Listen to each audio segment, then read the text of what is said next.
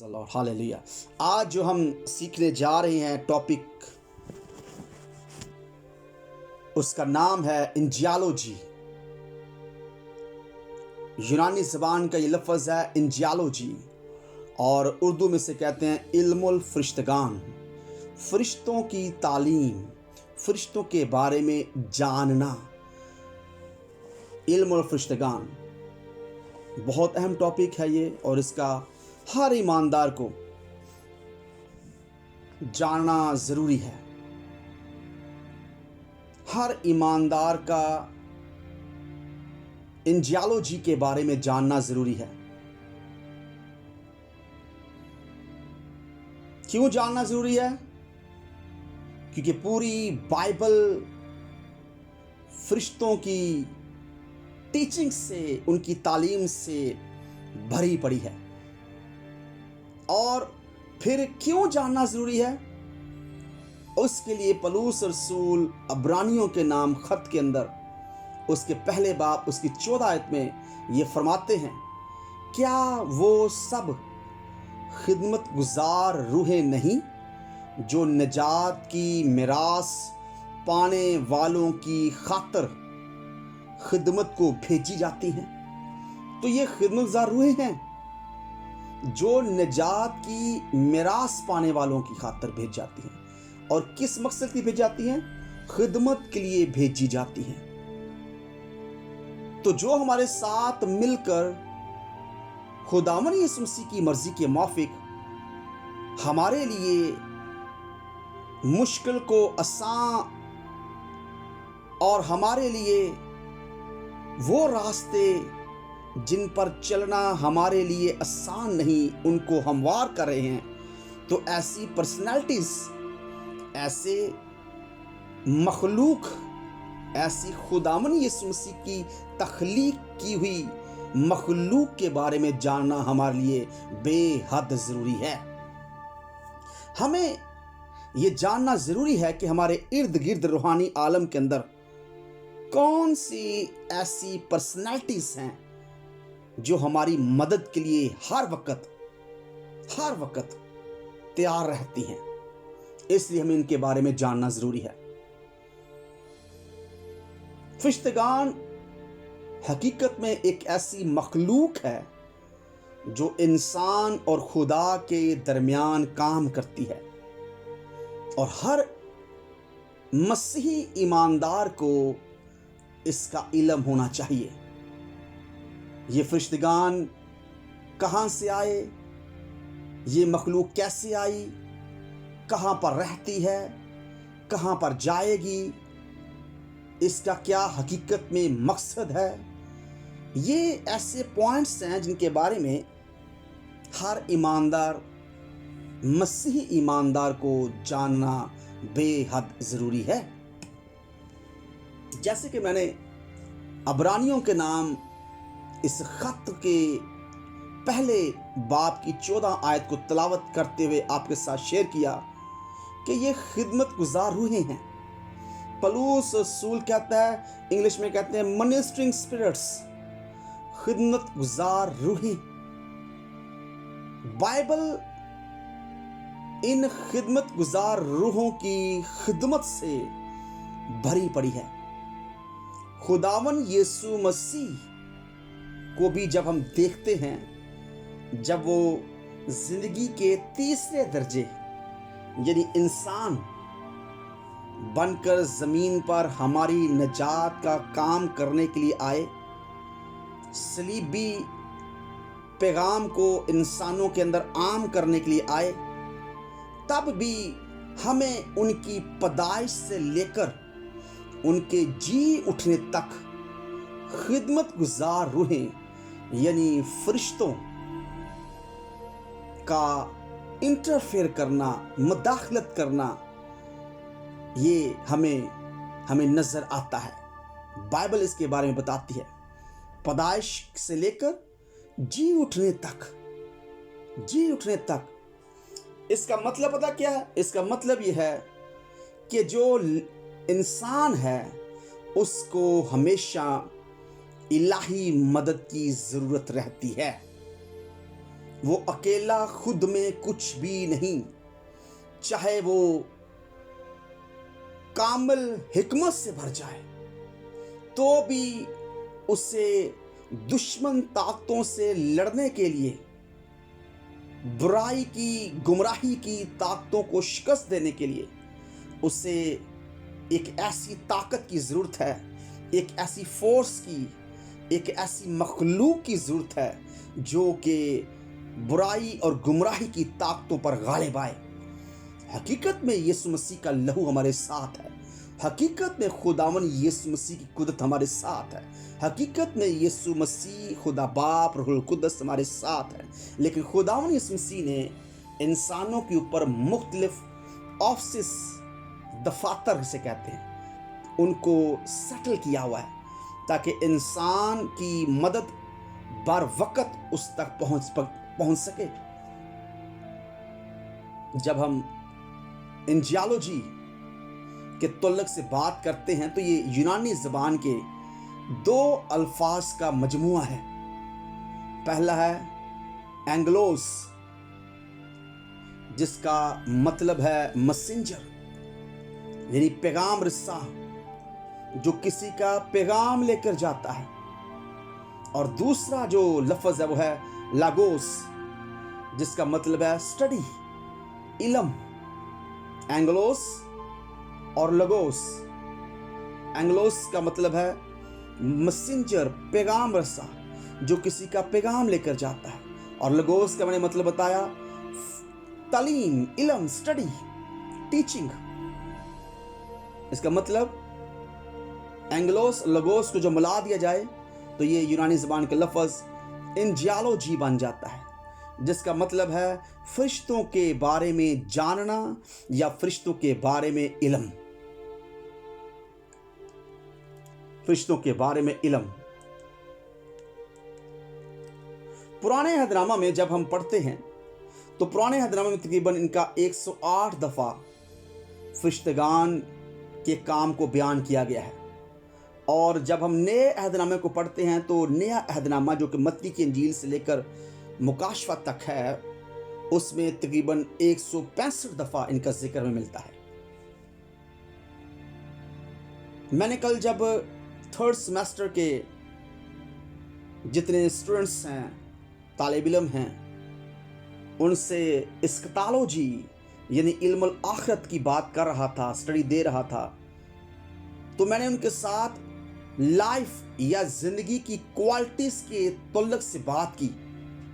और आज मैं एंजियोलॉजी का टॉपिक शेयर करते हुए भी, इल्मुल फरिश्तगान के तुल्लक से स्टडी देते हुए भी रूहुल कुद्दस की वसातत से आपके साथ ज़िंदगी की क्वालिटीज़ को जब बयान करना चाहूँगा, यानी लाइफ की, ज़िंदगी की कितनी क्वालिटीज़ या लाइफ के कितने लेवल्स हैं, कितने लेवल्स हैं लाइफ के।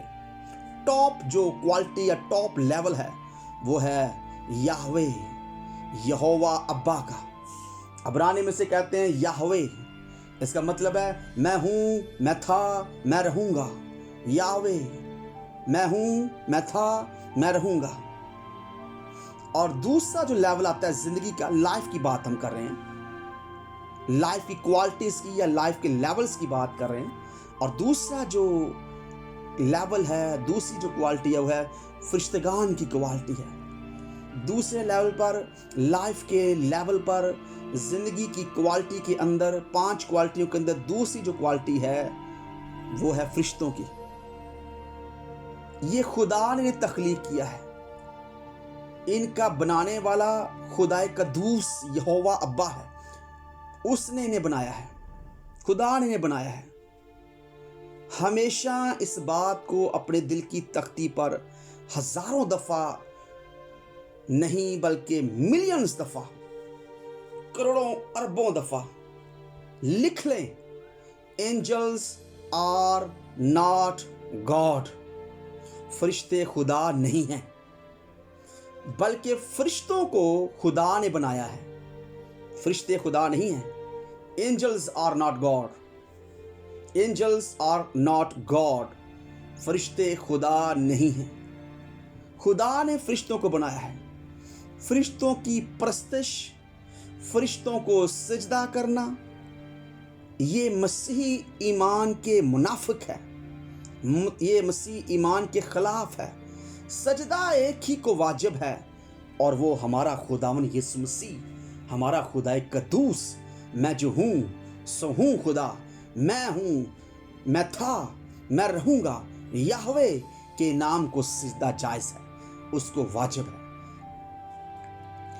फरिश्तेगान, अगर कोई फरिश्ता ख्वाब में आकर, आपकी रोया में आकर, आपकी फिजिकल रैलम के अंदर आकर, मैंने कल आपके साथ फिजिकल रैलम और स्पिरिचुअल रैलम की स्टडी दी थी फर्स्ट ईयर को, जिस्मानी आलम में आकर आपके सामने खड़ा होता है और कहता है मुझे सजदा कर, तो याद रखें वो एंटिटी, वो पर्सन, वो शख्सियत खुदा की तरफ से नहीं है।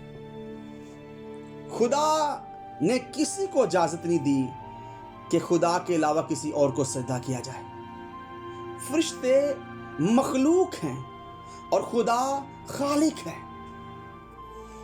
खुदा ने फरिश्तों की मुख्तलिफ ड्यूटीज लगा रखी हैं। इवन दो यहां तक जब मुकाशवा के अंदर पढ़ते हैं तो यूहन्ना आरफ खुदावन यीशु मसीह की तरफ से भेजे गए जो एंजल था, जो खुदावन की तरफ से भेजा गया फरिश्ता था, जब उसे झुका उसके आगे तो उसने कहा ओह ना ना ना ना, मुझे सजदा ना कर, मेरे आगे मत झुक, एक ही सजदे के लायक है और वो अल्फा ओमेगा अव्वल आखिर खुदा यीशु मसीह है, उसको सजदा कर। मैं तो सिर्फ उसका एक सोर्स हूं, मैं तुझे मुकाशफा देने वाला सिर्फ एक जरिया हूं। मेरे जरिए तू खुदावन यीशु मसीह की तरफ से मुकाशफात को ले रहा है। तूने सजदा मुझे नहीं करना, मैं इस लायक नहीं। सजदा जो है वो सिर्फ और सिर्फ खुदावन खुदा ही को है। इसलिए जो दूसरे दर्जे पर, जिंदगी के दूसरे दर्जे पर फरिश्तेगान हैं, क्योंकि ये स्पिरिचुअल बीइंग हैं, ये रूहानी रूहें हैं, इसलिए ये मरती नहीं। इंसान फिजिकल बीइंग है, यानी फिजिकल बीइंग कहते हैं वो जिस्म में है और इसके बारे बागे अदन के अंदर डिक्लेयर हुआ है कि तू खाक से लिया, खाक में वापस लौट जाएगा। जिस्म इस खाक में चला जाएगा, इसलिए उसका जो दर्जा है जिंदगी के अंदर, लाइफ की क्वालिटीज के अंदर, उसका दर्जा तीसरा दर्जा है। लेकिन दूसरे दर्जे पर एंजल्स आते हैं, फरिश्तेगान आते हैं, फरिश्ते आते हैं। लेकिन मैंने बड़े वाज़िया तौर पर आपसे बात शेयर की, फरिश्तों के आगे हम सजदा नहीं कर सकते। फरिश्ते मखलूक हैं, ये खिदमत गुजार रूहें हैं और ये किन के लिए भेज जाती हैं? जो इंसान नजात याफ्ता है। क्या लिखा है 34 ज़बूर के अंदर पढ़ते हैं, खुदावन से डरने वालों के चारों तरफ खुदावन का फरिश्ता खैमा नज़र होता है। डरने वालों का, डरने वालों का मतलब है यानी ऐसे लोग जो बचाए गए हैं, ऐसे लोग जो छुड़ाए गए हैं, ऐसे लोग जो ताबेदार हैं, ऐसे लोग जो फरमाबरदार हैं, ऐसे लोग जिनका तल्लुक नाफरमानी से नहीं, ऐसे लोग जो खुदा बाप के हजूर झुकते हैं, उसके खौफ में ज़िंदगी गुजारते हैं, वो हकीकत में नजात याफ्ता हैं। वो हकीकत में इन खिदमत गुजार रूहों की खिदमत को अपनी ज़िंदगी के अंदर ले सकते हैं। इसलिए इंसान जो नजात याफ्ता है, ये उनकी खातिर खिदमत को भेज जाती हैं। ऐसे शरारती लोग, शैतानी लोग जो गुनाह करके पछताते नहीं, तौबा की तरफ माइल नहीं होते, ऐसी शैतानी औरतें, ऐसी शैतानी जब वो मखलूक जो खुदा ने इंसान को अपनी शबीह पर बनाया है, अगर वो गुनाह करती हैं, गुनाह करते हैं और जो वापस खुदा की तरफ लौटते नहीं, नाफरमानी का भूत उन पर सवार है। वो चाहे कोई भी हो, चाहे वो खादम हो, चाहे वो खादमा हो, चाहे वो औरत हो, चाहे वो मर्द हो, अगर वो अपने उस गुनाह की माफ़ी नहीं मांगता तो कभी भी फरिश्ते उसके साथ खड़े नहीं होते। और जिसके साथ खुदा के फरिश्ते नहीं, याद रखें, ना वो घर में महफूज है, ना वो बाहर महफूज है, ना वो जॉब पर महफूज है, ना वो सड़कों पर महफूज है, ना वो गाड़ी चलाते हुए महफूज है, ना वो खाना खाते हुए महफूज है, और ना ही वो सोते हुए महफूज है। क्यों? क्योंकि उसकी जिम्मेदारी लेने वाला कोई नहीं है। बिलीव मी, उसकी जिम्मेदारी खुदा ने छोड़ दी है, और उसकी जिम्मेदारी लेने वाला एक ही है जिसको इस जहान का खुदा कहा गया है, और वो शैतान है। और शैतान के बारे में यीशु मसीह ने उसकी तारीफ कर दी, कामिल तारीफ कर दी, कि वो इसलिए आता है ताकि मारे, हलाक करे, चोरी करे और हमेशा के लिए बर्बाद कर डाले। इसलिए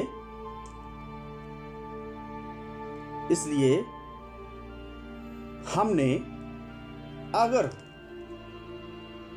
अपनी हिफाजत की जिम्मेदारी खुदा को देनी है कि वो हमारी हिफाजत करे हर राह में, चाहे हम ड्राइविंग करते हों, एक्सीडेंट कराने वाली गंदी बदरूएं हैं। याद रखें, ज़्यादातर 98% मैं अगर कहूँ ना, मेरा ख्याल है 100% कह लेना चाहिए, लेकिन 98%, 98%, ज़्यादातर इसको 2% कम कर लेते हैं, 98%, 98% जितने एक्सीडेंट हो रहे हैं वो बदरूएं करवा रही हैं। नजात याफ्ता की सलामती का जुमा कोई इंसान नहीं ले रहा, उसका जुमा, उसकी जिम्मेदारी खुदावंद के हाथों में है। उसकी जिम्मेदारी खुदावंद यीशु मसीह के हाथों में है। आप चाहे सोएं, चाहे खाएं, चाहे सैर के लिए जाएं, चाहे ड्यूटी पर जाएं, आपकी जिम्मेदारी खुदा के हाथों में है। बहुत से लोगों की हमाकत है, अहमक हैं ऐसे लोग जो शरारत करके भी कहते हैं खुदा मेरे साथ है। खुदा शरीरों का मुकाबला करता है, शरीरों के साथ नहीं रहता। खुदा शरारती लोगों के साथ नहीं रहता। खुदा गुनाह से जब वो नफरत करता है, गुनहगार से प्यार करता है, तब तक जब तक वो तौबा नहीं करता। ज्यों ही तौबा कर लेता है, वो उसे अपनी तालीम से जब वो उसे भरना शुरू कर देता है। तो बेसिकली मैं ये बताना, ये शेयर करना चाह रहा हूँ, इंसान जो नजात याफ्ता है उसकी जिम्मेदारी लेने के लिए खुदा खड़ा है, और जिसकी जिम्मेदारी खुदा लेता है, हकीकत में खुदा अपने फरिश्तगान को भेजकर, अपने ऑफिस को, अपने दफातर को जो उसने इंसानों के ऊपर जब वो तैनात किए हुए हैं, सेटल किए हुए हैं, उनको भेजकर अपने लोगों की हिफाजत करता है। इसीलिए लिखा हुआ है, खुदावंद से डरने वालों के चारों तरफ खुदा उनका फरिश्ता खैमाजन होता है और उन्हें बचाता है। जिंदगी की क्वालिटी के अंदर तीसरा दर्जा इंसान का है। इंसान गोश्त का बना है। फरिश्तेगान इंसान से ज्यादा ताकतवर हैं। कलाम में, ज़बूरों के अंदर हम क्या पढ़ते हैं? ए लश्करो, आसमानी लश्कर, खुदा को मुबारक हो, तुम जो जोर में भड़कर हो। बाइबल के मुताबिक इंसान के ऊपर जो छाप लगी हुई है वो ये है कि वो खाक में मिल जाएगा, लेकिन फरिश्ते इससे आजाद हैं। हाँ, उन फरिश्तों को सजा जरूर मिलेगी जिन्होंने खुदा की नाफरमानी की थी। वो अबदी हलाकत में जरूर जाएंगे, क्योंकि वो रूह हैं। इसलिए इंसान का जो दर्जा है जिंदगी की क्वालिटीज के अंदर, जिंदगी के लेवल के ऊपर, वो तीसरा दर्जा है। पहला लेवल, पहला दर्जा यहोवा बाप का, खुदा बाप का। दूसरा दर्जा एंजल्स का, फरिश्तों का। और तीसरा दर्जा इंसानों का, फिजिकल बीइंग का, इंसानों का दर्जा है ये। हमारी रूह भी जिंदा रहेगी, लेकिन जब हमें जलाली बदल मिलेगा। फरिश्तेगान रूह में हैं, इसलिए वो मौत के बंधन से आजाद हैं, क्योंकि रूह में अगर कोई गलती करेगा तो उसे सजा जरूर मिलेगी। यानी वो जो नाफरमान फरिश्ते हैं, जिन्होंने नाफरमानी की, उन्हें सजा जरूर मिलेगी। और चौथा जो दर्जा है जिंदगी का, लाइफ की चौथी क्वालिटी या तो चौथा दर्जा वो है एनिमल्स, जानवर। इनके अंदर शौर नहीं होता।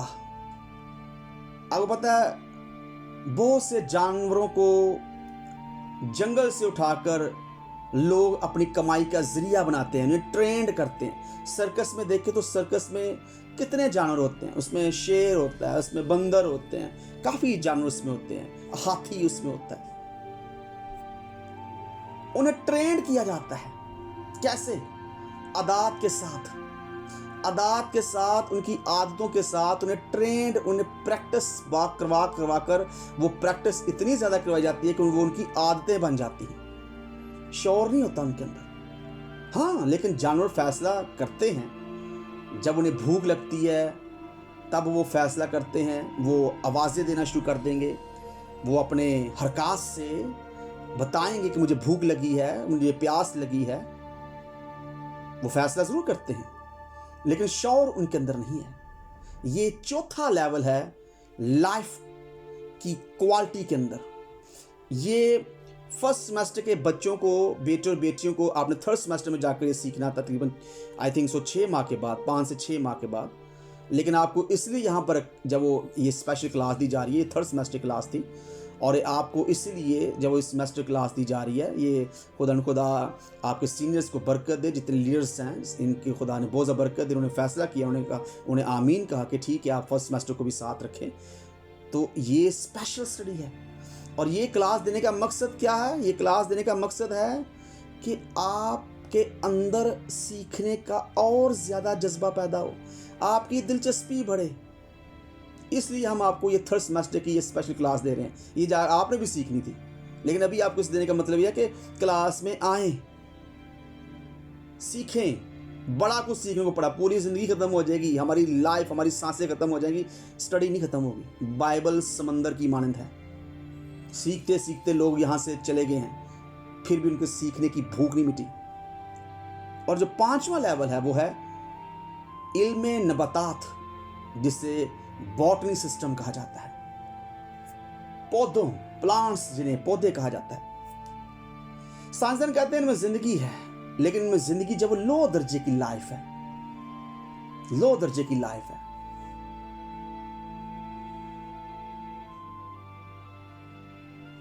पहला दर्जा यहोवा पाका। 5 मैंने आपको क्वालिटीज, लाइफ की क्वालिटीज, लाइफ जिंदगी के लेवल्स मैंने को बताए हैं। ये आपसे कोई पढ़ा लिखा पास्टर पूछ सकता है, कुछ सेमिनरी वाला बंदा आपसे पूछ सकता है। आपको पता होना चाहिए इन चीज़ों का, वरना जिसे नहीं पता होगा वो अपनी भी रिसल्ट करवाएगा, साड़ी भी करवाएगा। वो कितों तक सीखे आप, कहाँ से आपने पढ़ाई है। तो अगर आप जब आप कोई आपसे कुछ सवाल करता है, आप उसे बड़े बड़े लॉजिक से, बड़े मंतक से जब जवाब देते हैं, उसकी अकल दंग होती है, हैरान रहता है वो। और आपकी हिकमत को सुनकर, आपकी हिकमत के जवाब को सुनकर वो सबसे पहले खुदा की तारीफ करता है, और फिर जब वो ये पूछता है तूने कहाँ से सीखा है। और जब आप बेतुके जवाब देते हैं, क्योंकि आपके अंदर सीखने का जज्बा है, लेकिन आपने सही तरीके से सीखा नहीं है, ये भी प्रॉब्लम है। बहुत से लोग सीखना चाहते हैं लेकिन सही तरीके से सीख नहीं पाते। क्यों? क्योंकि बेसिकली उनकी हरकतों, सकानात ऐसी नहीं होती कि सीखते वक्त भी वो शरारतें कर रहे होते हैं। सीखते वक्त भी वो किसी दूसरे को, अपने साथ वाले नेबर को, जो उनके साथ बैठा हुआ है, चर्च के अंदर है, कॉलेज के अंदर है, सेमिनरीज के अंदर है, उससे वो चुटकियाँ काट रहे होते हैं, छेड़ रहे होते हैं, टाइम पास। याद रखें, जिस्मानी तौर पर अगर हम जॉब के ऊपर ड्यूटीज जब हम करते हैं और ड्यूटी पर अगर हम टाइम वेस्ट करते हैं, तो हमारा ऑनर, हमारा मैनेजर जिसके हम तहत हैं, वो पकड़ लेता है, कहता है इधर आए ना जरा, टाइम ज़ाया कर रहा है। तो आप खुदा के दूसरों क्या समझते हैं? इसलिए प्लीज बड़े ध्यान से 5 क्वालिटीज। फर्स्ट क्वालिटी यहोवा अब्बा की, दूसरी क्वालिटी फरिश्तों की, तीसरी क्वालिटी इंसानों की, चौथी क्वालिटी जानवरों की, 5वीं क्वालिटी इल्मे नबातात, पौधों की क्वालिटी है। ये 5 क्वालिटीज हैं, ये 5 क्वालिटीज हैं। और फरिश्ते कौन सी क्वालिटी पर हैं, किस लेवल पर हैं? फरिश्ते दूसरे लेवल पर हैं। दूसरे लेवल पर हैं। खुदा ने फरिश्तों को बनाया, तख्लीक किया ताकि वो इंसानों की मदद के लिए जमीन पर उतरें। बहुत से ये जो फरिश्ते इंसानों की मदद के लिए उतरते हैं, ये फर्माबरदार फरिश्ते हैं। नाफरमान फरिश्ते खुदा की हजूरी से निकाल दिए गए हैं, जिन्हें हम फॉलन एंजल कहते हैं, गिराए गए फरिश्ते कहते हैं। उनका ताल्लुक खुदा की हजूरी से नहीं है। इसलिए खुदा जिस चीज़ को नाकस करार दे देता है, जिस चीज़ को, जिस बात को, जिस तालीम को, जिस मुकाशवे को खुदा रिजेक्ट कर देता है, रद्द कर देता है, वो कभी भी अपने लोगों के लिए नहीं रखता। जो बाप अपने बच्चों के लिए जिस चीज़ को वो नाकस करार देता है, वो अपने बच्चों को कभी नहीं देता। ये जिस्मानी सूल जिसमें रहकर बाप जब वो भी ऐसा सीखते हो, समझते हो, सोचते हैं, तो हमारा आसमानी बाप ऐसा होता है। तो नाफरमान जो फरिश्ते हैं वो उनको नहीं भेजा जाता।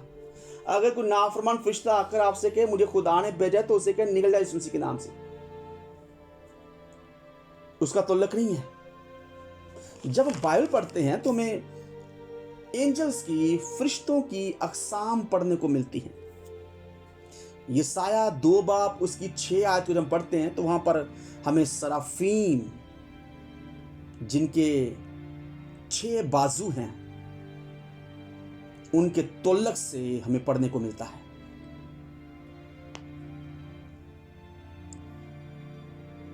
वहां पर लिखा है उसके आसपास सराफीम खड़े थे, जिनमें से हर एक के 6 बाजू थे, और हर एक 2 से अपने मुंह ढांपता था, और 2 से पांव, और 2 से उड़ता था। 6 विंग्स, 6 पर, उर्दू की जुबान में 6 बाजू। और आप में से ज्यादातर बेटे और बेटियों को यह शर्फ हासिल हुआ है जिन्होंने सराफीम को देखा है, और ये खुदा का शुक्र इस बात के लिए। सराफीम ये खुदा की ऐसी मखलूक है, ऐसी पाक जात है जो नहीं आते। ये तब आते हैं जब खुदावन यीशु मसीह आए, हकीकत में यीशु आ जाए। हकीकत में खुदा मसीह आपके साथ खड़ा, ये तब आते हैं। ये खुदा के नाम को जलाल देते हैं, और जहां पर ये खड़े होते हैं वहां पर ग्लोरी, वहां पर खुदा का जलाल वहां पर ठहर जाता है। अगर हम फरिश्तों की अक़साम में से दूसरी किस्म को पढ़ें तो हिजकीएल उसका 41 बाब यानी 41 चैप्टर उसकी 18 आयत में हमें एक और किस्म मिलती है, और वो है करोबीम। करोबीम हिजकीएल के अंदर लिखा है, और क्रोबी और खजूर बने थे, और हर एक खजूर 2 क्रोबियों के बीच में था। और आगे बड़ी खूबसूरत बात सीखने लिए है, वो है और हर एक क्रोबी के 2 चेहरे थे। 2 चेहरे थे इसके। और हिजकीएल 10 बाब इसकी 21 आयत में हमें 4 शक्लें भी मिलती हैं, कि 4 जो चेहरे भी मिलते हैं।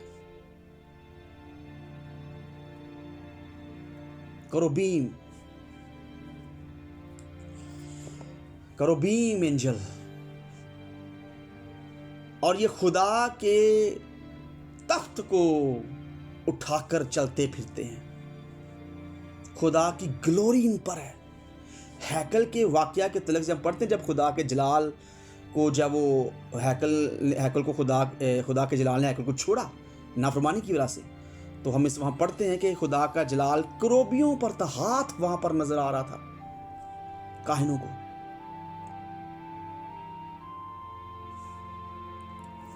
तो ये जो क्रोबीम एंजल हैं,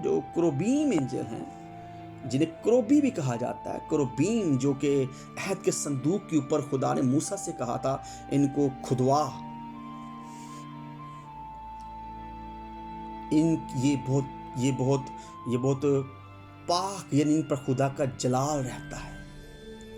आप अगर इन्हें दूसरे लफ्ज़ों में कहें तो आप इन्हें ग्लोरी एंजल कह सकते हैं। सराफीम भी ग्लोरी एंजल हैं, लेकिन करोबीम हैं, और बाज दफा बहुत से लोगों को दो दो चेहरे नजर आते हैं एंजल के।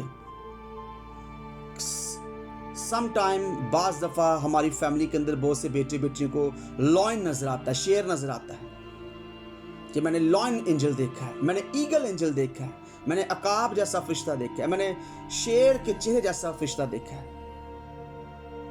अब दूसरे लोगों को बताने की जरूरत नहीं है कि हमने शेर फरिश्ता देखा। वो कहेंगे ये क्यों है, क्योंकि उन्हें पता ही नहीं इस चीज का। उन्हें यही कहें कि हमारे ऊपर खुदा का फरिश्ता ज़ाहिर हुआ है, बस। देखिए, जैसा बंदा वैसी उससे बात करें। आप जो तालीम ले रहे हैं, अगर वो कॉलेज लेवल की है, तो आप कच्ची के बच्चे को, जो पहली क्लास का बच्चा है, आप उससे कॉलेज लेवल की बातें नहीं कर सकते। वो उल्टियाँ करना शुरू कर देगा। वो कहेगा क्या कह रहा है भाई, वो आपके खिलाफ खड़ा जाए, क्योंकि उसने तो कॉलेज का मुंह नहीं देखा। इसलिए आप अगर नजर आते हैं तो आप अपनी फैमिली से बात करें, आप अपने लीडर से बात करें, सीयर से बात करें, लीडर से बात करें, पास्टर साहब से बात करें। तो ये दूसरी जो किस्म है वो कुरुबीन है। और इनका अहम काम क्या है? ये वो फरिश्तेगान है जो खुदावंद की मुकद्दस चीजों की हिफाजत करते हैं और ये खुदा की परस्तश भी करते हैं। कद्दूस कद्दूस कद्दूस, खुदा जो था, जो है, जो आने वाला है, यही पुकारते हैं, परस्तश करते हैं। सराफीम भी। तीसरी जो अहम किस्म है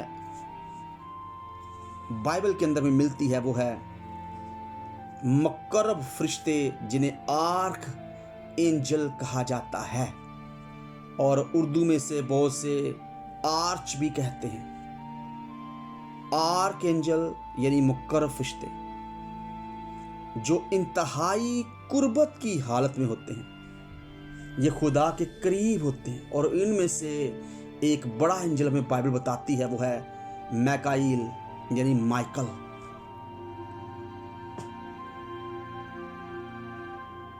और बाइबल में इसके काम भी हमारे सामने आते हैं। जब मुकद्दस दानियल के बारे में पढ़ते हैं कि मैकाइल ने दानियल की मदद की थी, उसने फारस के मोकल से लड़ाई करके दानियल को यकीन दिलाया था कि तेरी दुआ सुनी गई है। फिर दूसरे से काम में नजर आता है वो मूसा की लाश पर झगड़ा जब हुआ था शैतान से, अबलीस से, क्योंकि अबलीस इल्जाम लगा रहा था कि मूसा कातिल है, उसने मिस्री को कत्ल किया हुआ है। इसलिए मूसा क्वालिफाई नहीं करता खुदा की कुर्बत में जाने का।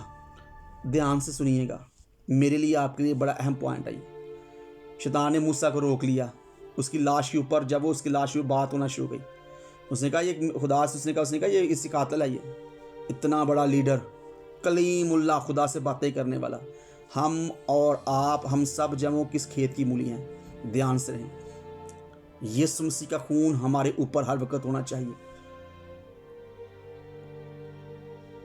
मिस्री कत्ल की याद, इसलिए उसने कहा कि मूसा क्वालिफाई नहीं करता, इस लायक नहीं है ये, इसे खुदा की कुर्बत में जाने दिया जाए। और इसकी बदन पर, इसकी लाश पर, इसकी बॉडी पर लड़ाई हो रही थी, और वहां पर लिखा है मैकाइल फरिश्ते ने उसकी बॉडी को सेव किया। ये मालूम नहीं कि कहां पर, लेकिन उसे सेव किया उसने। तो मैकाइल का जब वो ये काम है। मुकाशा 12 बाब इसकी 7 आयत में लिखा है, वहाँ पर हमें पढ़ने को मिलता है। और हमें वहाँ पर जब हम इसकी तफसीर या एक्सप्लेन करें हम इसको, तो इससे ज़ाहिर होता है कि जब खुदा के प्लान्स में रुकावट आ जाए, उसके मंसूबों को पूरा करने के लिए दुश्मन ताकतें सर उठाएं, तो ये इंटरफेयर करता है, ये मुदाखलत करता है बतौर वॉरियर, जंगजू। हमारे फैमिली के अंदर एक वॉरियर भी नाम है, परमीला का, वॉरियर। और खुदा के मकसद को कामयाब करता है लड़ाई करके। और मैकाइल का या माइकल का मतलब है खुदा जैसा, हु इज लाइक गॉड। यहां पर जमीन पर कईयों के नाम माइकल हैं। नाम पतरस, नाम यूहन्ना, नाम पलूस, नाम माइकल। इवन दो हमारे यहाँ पर जो कॉलेज था वहाँ पर प्रिंसिपल का नाम गैब्रियल था, जबराइल। ते काम केंज दे, तोबा ही तोबा। नाम का बड़ा अहम रोल है। नाम रखते वक्त हमें बड़े ध्यान से नाम रखने चाहिए। नाम रखते वक्त, जल्दी से मैं यहां पर से टच दूंगा, नाम रखते वक्त ना इंग्लिश फिल्मों का सहारा लें, ना उर्दू ड्रामों का सहारा लें। सहारा लेना तो बाइबल का सहारा लें। बाइबल के मुताबिक नाम रखें और फिर उसको बताएं कि तेरा नाम मैंने इसलिए रखा है। इस्राएल के अंदर नाम जब रखे जाते थे तो वो इसलिए रखे जाते थे, सिचुएशन देखकर, हालात को देखकर, क्या हालत चल रही है, क्या सिचुएशन पैदा हुई है। इस्राएल जब याकूब को कहा गया तो सिचुएशन को देखा गया। यूसुफ की बीवी ने जब अपने बच्चों के नाम इफ्राइम और मनस्सी रखे तो सिचुएशन देखी गई, सिचुएशंस को देखा गया। राखल जब मर रही थी, उसने यूसुफ और बिन्यामीन को जब उसने सिचुएशन देखी।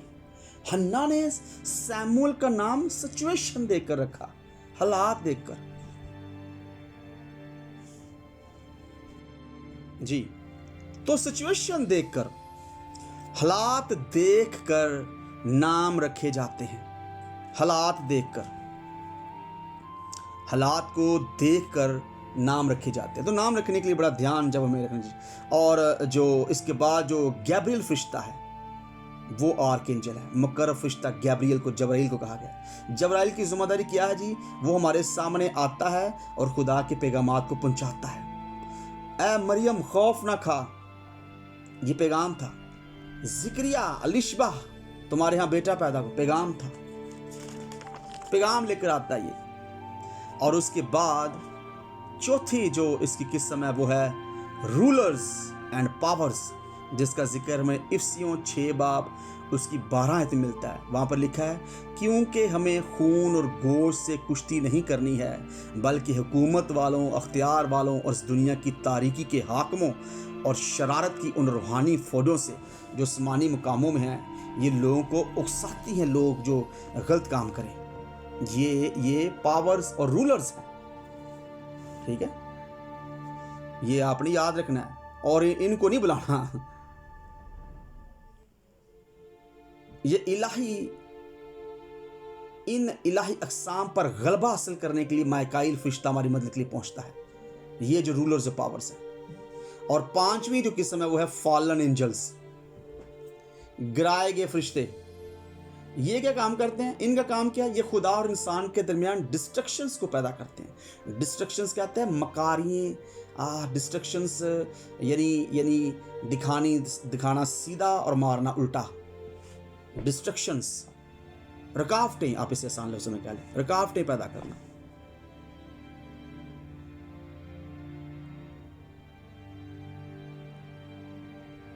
वॉरियर एंजल माइकाइल इनको शिकस्त देने के लिए खुदा और इंसान के दरमियान जो प्लान्स हैं, जो मंसूबे हैं, उनको पूरा करने के लिए वॉरियर एंजल माइकल एंजल उतरता है। और माइकल एंजल ऐसे नहीं उतर जाता। माइकल एंजल अगर खुद आएगा तो वो वहां पर आएगा जहां पर एक बड़ी रुकावट आ रही है खुदा के प्लान को। जब वो उसके अंदर रुकावट आ रही है खुदा के प्लान को पूरा होने में। आप जहां भी माइकल को बाइबल के अंदर देखेंगे, माइकल को इंग्लिश में से माइकल कहते हैं, माइकल को उतरते हुए, वहां पर आप देखेंगे कि एक खुदा का बड़ा प्लान था, बड़ा प्लान। और एक और चीज, फरिश्ते आपकी डायरेक्ट बात नहीं सुनते और ना आपने डायरेक्ट दुआएं से करनी है। आप ये ऐसा नहीं कह सकते, माइकाइल आजा। नो, खुदा बाप यीशु मसीह के नाम से मैं तेरे ज़ू दरख्वास्त करता हूँ। खुदा वो इलाही मदद जो एक जंगजू की, मैं आपको दुआ बता रहा हूँ, एक जंगजू की सूरत में तूने अपने पास रखी है, जिसका नाम माइकल है। खुदा ये देख तेरे प्लान को जो खुदा तूने मुझे दिया, और अब मैं इस प्लान को पूरा करने के लिए कदम बढ़ा रहा हूँ, लेकिन दुश्मन ताकतें मेरा पीछा नहीं छोड़ रही। अब इनको शिकस्त देने के लिए मैं तेरी मिन्नत करता हूँ इस मसीह के नाम से खुदा बाप, कि तू अपने फिश्ता, उस जंगजू फिश्ता जिसने दुश्मन को शिकस्त दी, ललकारा, उसको भेद दे, यानी माइकल को भेद दे।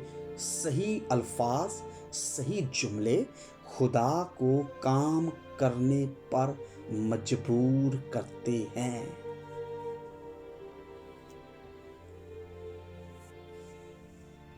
याद रखिएगा, ये खुदा बाप से डट बात करें। क्यों? फरिश्ते आपकी और मेरी नहीं सुनेंगे, खुदावन यीशु मसीह की सुनेंगे। He is more obedient than us। वो हमसे ज्यादा खुदा के ताबे हैं, वो हमसे ज्यादा खुदा के ताबेदार हैं, खुदा के ताबे हैं वो हमसे ज्यादा। वो खुदा मसीह की बात सुनेंगे। यहाँ पर बहुत से ऐसे खादम और बहुत से ऐसे लोग हैं जो डट फिश्तों से हम कलाम होना शुरू जाते हैं। कंडीशंस की बात बता रहा हूँ, आप अपने गार्ड एंजल से बात कर सकते हैं। मैं ये नहीं कह रहा कि आप अपने फिश्ते जो आपकी गार्ड एंजल मुहाफ़िज़ फिश्ता है, निगहबान फिश्ता, उससे बात नहीं कर सकते। वो करेगा उससे बात, लेकिन उसका एक कानून है, उसका एक असूल है, उसका एक लेवल है, वो चीज़ अलग है। गैब्रियल की हम जब बात करते हैं तो गैब्रियल का मतलब है खुदा की कुव्वत। ये जैसे पंजाबी में हम कहते हैं गबरू, मेरा बेटा जब ये गबरू है, ये गबरू अबरानी ज़बान का लफ्ज़ है गैबू, और ये ताकत को कहा जाता है। और गबरू जो यहाँ से निकला है, जो काम इंसान की ताकत से बाहर है, वो उसे यूनानी ज़बान में गबरू यानी गैबू, जो हम कहते हैं मेरा बेटा गबरू है जी, यानी उसके अंदर कुव्वत है, खुदा की कुव्वत, स्ट्रेंथ ऑफ गॉड। नेक्स्ट जो एंजल है वो है रफाइल। इसे रफाइल भी कहते हैं, रफाइल भी कहते हैं। और इसके पास जो मिनिस्ट्री है, काम करने की जो ऑफिस है, वो है जी शिफाया ऑफिस। रफाइल जो एंजल है, इसके पास शिफाया मिनिस्ट्री है। अब बहुत से नाम आपको बाइबल में नहीं मिलते, वो यहूदी ट्रेडिशंस के अंदर यानी यहूदी कल्चर सकाफत के अंदर हमें पढ़ने को मिलते हैं। रफाइल, इसका काम हम इल्मुल फिश्तगान की टीचिंग को सीख रहे हैं, इल्मुल फिश्तगान की तालीम को ले रहे हैं, जो हमारे लिए जानना बहुत ज़्यादा ज़रूरी है। इसके बगैर ज़मीन पर कोई भी मिनिस्ट्री कामिल नहीं हो सकती। याद रखें, रफाइल या राफाइल ज़मीन पर शिफाया मिनिस्ट्री है। ये खुदा के हुक्म से काम करता है। खुदा के हुक्म से जब वो ये काम करता है, खुदा के हुक्म से ये शिफाया मिनिस्ट्री कर रहा है। और रफाइल की जब यूनानी ज़बान की जब हम गहरे तौर पर इसको देखते हैं तो वहाँ पर इसका मतलब है फटे हुए की सिलाई करना, फटे हुए की सिलाई करना, यानी वो जो फटा हुआ है उसको सीना, स्टिच करना, मिनिस्ट्री, शिफाया मिनिस्ट्री। और जो नेक्स्ट जो एंजल है वो है यूरियल। यूरियल का मतलब है खुदा मेरी रोशनी। और ये वो फरिश्ता है, ये हमारी फैमिली का एंजल भी है, और ये मेरा पर्सनल मेरे साथ भी रहता है, ये हमारी फैमिली के अंदर भी काम करता है। और खुदा का शुक्र इस बात के लिए। रफाइल हमारी फैमिली का एंजल है, और ये मेरी मिनिस्ट्री का भी एंजल है। और खुदा का शुक्र इस बात के लिए, इस किसी के नाम को जलाल मिले। यूरियल, ये वो फरिश्ता है जो हमें मसीही मंजिल की तरफ लेकर जाता है। और इसका बड़ा काम है इंसानों को, क्योंकि मेरा इसके साथ तजर्बा है, इस तजर्बा से इसके नाम को मिले। मैं अपनी तारीफ़ें कम करता हूँ, ना मुझे करनी चाहिए कि मुझे यीशु की तारीफ़ करनी है। इंसान जब अपनी तारीफ़ कर ले, यीशु की तारीफ़ कर ले, तो हम मुझे यीशु की तारीफ़ करनी है। लेकिन जहाँ पर टेस्टमनी की ज़रूरत होती है, गवाही की ज़रूरत पड़ती है, मैं आपके साथ शेयर ज़रूर करता हूँ ताकि मेरा और आपका ईमान बढ़े। यूरियल एंजल जो है बेसिकली ये विजडम यानी हिकमत और अंडरस्टैंडिंग को, फाहम को, समझ को ये हमें देता है कि कैसे हमने ज़मीन पर समझ के साथ या कैसे हमने अपनी रूहानी मिनिस्ट्री को करना है। यूरियल एंजल इसका काम ये है। ये मुख्तलिफ, मैंने कहा ऑफिस हैं, ये मुख्तलिफ दफातर हैं जो ज़मीन पर इंसानों के ऊपर हैं। ये उस मंजिल की तरफ लेकर जाता है जहां खुदा हमें लेकर जाना चाहता है। यूरियल एंजल जैसा फरिश्ता खुदा की तरफ से तैनात किया गया है, जिसका काम है इंसान को समझ देना कि वो कैसे काम करे।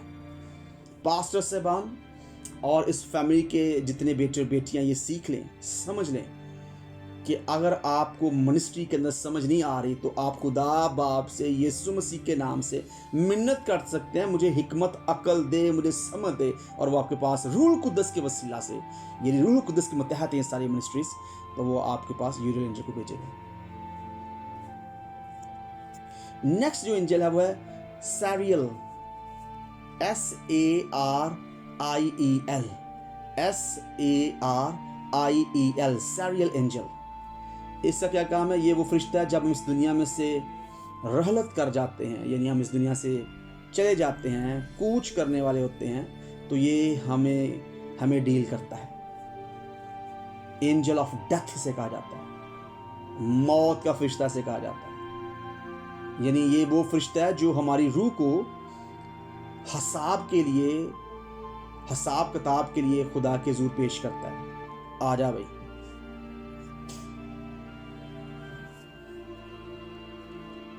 अब आपने ये नहीं सोचना कि मुकद्दस मत्ती की इंजील के अंदर लिखा हुआ लाजर के बारे में, आई थिंक सो, लाजर के बारे में, गरीब लाजर के बारे में, कि यीशु मसीह ने कहा कि लाजर के बारे में जब उससे बता रहा तो लाजर को 2 फरिश्ते लेने के लिए आए। अब वो फरिश्ते उसका प्रोटोकॉल था। सैरियल जो है वो एंजल ऑफ डेथ है, लेकिन अगर आपको सैरियल के अलावा और कोई लेने आते हैं तो आपको प्रोटोकॉल है यीशु की तरफ से। अगर आपने जिंदगी शानदार गुजारी है, आपने अच्छी लाइफ गुजारी है, फिर आपका प्रोटोकॉल होगा। रफ सैरियल तो आएगा, लेकिन और एंजल भी आपको लेने के लिए आएंगे प्रोटोकॉल के साथ। ये खुदा के हुजूर पेश करता है हमारी रूह को। और नेक्स्ट एंजल है वो है, अगला जो फरिश्ता वो है रगुएल, RAGUEL,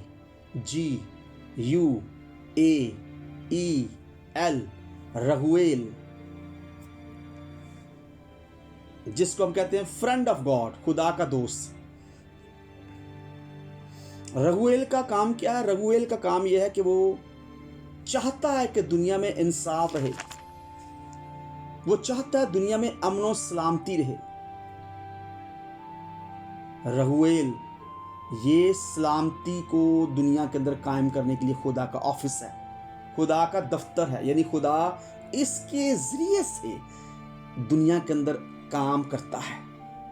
ये याद रखना है आपने, खुदा अपने फरिश्तों के जरिए से काम करता है। यीशु मसीह के बारे में आपको पता है ना, जब गतसमनी के अंदर लिखा है, उसके अंदर उसके बदन के अंदर ताकत नहीं, उसका जो पसीना था वो खून बनकर टपक रहा था, लेकिन आसमान से एक फरिश्ता आया, उसने उसे तकवीयत देना शुरू कर दी।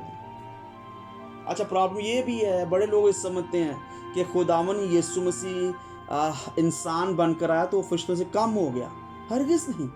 ये पता किन की सोच थी? ये एक ना शुरली छड्डी सी ना, ये कौन थे?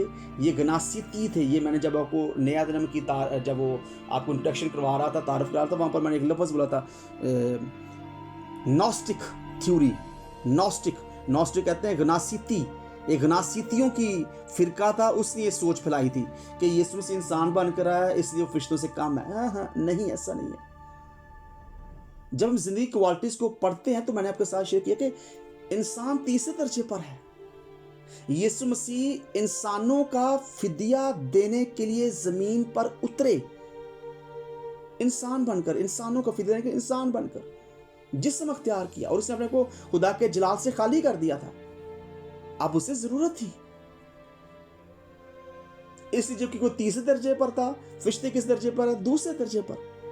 मैं आपको ये आगे जाकर बताता हूँ, बड़ी खूबसूरत, बड़ा आपके ईमान को बड़ी तक़वियत मिलेगी। पहले मैं इसको रगूएल को आपके साथ शेयर कर लूँ, पहले मैं फिर इस पर आता हूँ दोबारा से।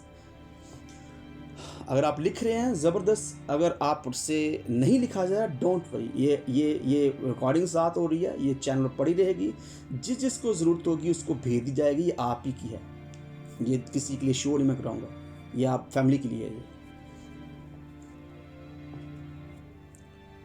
अच्छा, रगूएल जो है अभी इसकी और भी डीपली स्टडी है, और जब हम इसकी डीपली स्टडी करेंगे तो आगे जाकर हम पास्टर, आप में से बहुत से बच्चे चुने जाएंगे जिनको हम पास्टर की या जो नेक्स्ट लेवल पर लेकर जाएंगे। वो आपकी अटेंडेंस, आपके सीखने के जज्बा के तलक से चीज़ें जब कैलकुलेट करेंगे कि कौन कौन इसके लिए जब क्वालिफाई कर गया है, फिर आपको और ज़्यादा डीपली स्टडी दी जाएगी। फिर उसके बाद पास्टर से आगे मैंने प्रॉपर सोचा रूह कुद्दस की वसातत से, इट्स नॉट माई विल, ये मेरी मर्जी नहीं है, खुदा की मर्जी के मुताबिक मैंने सोचा हुआ है कि जो पास्टर से निकलेंगे फिर उनको प्रोफेटिक स्कूल के अंदर दाखिला मिलेगा। प्रोफेटिक स्कूल यानी प्रॉफिट्स का स्कूल, नबियों रसूलों का स्कूल। जो कहता है कहन वो जलने वाले का मुंह काला जो कहते नहीं ये हो याद याद या कि है कि कहने नहीं या कहने, उन्हें कहने दे, आप सीखे और बढ़ते जाएं, छोड़ दें उनको। रगूएल की एक और भी सिफ्त है, और इसकी सिफ्त पता क्या? ये अदल और इंसाफ और अमन और सलामती को जमीन पर कायम करना चाहता है। बट इसके साथ इसकी और भी सिफ्त है, और ये है कि ये बदला लेने की ताकत भी रखता है। रिवेंज, बदला लेने की ताकत भी रखता है। मिसाल के तौर पर अगर दो मसीहों में झगड़ा हो गया है, वो झगड़ रहे हैं, तो फरिश्ता आपकी मदद जरूर करेगा, क्योंकि ये खुदा का दोस्त है, खुदा के मकासद को ईमानदार में पूरा करता है। और अगर सुलह कराने के लिए अगर किसी को थप्पड़ लगाना पड़े, किसी को डांटना पड़े, किसी को थोड़ा सा लगाना भी पड़े, तो ये उस फरिश्ते के पास इख्तियार है कि वो उसको धमका सकता है, उसे थप्पड़ लगा सकता है। ये रगूएल की क्वालिटी है।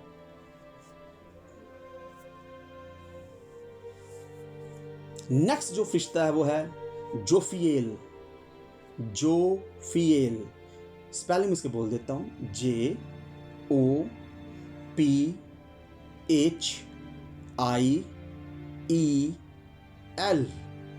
जोफिएल। अब इसका क्या काम है जी? Thank you lord, hallelujah. इसका काम है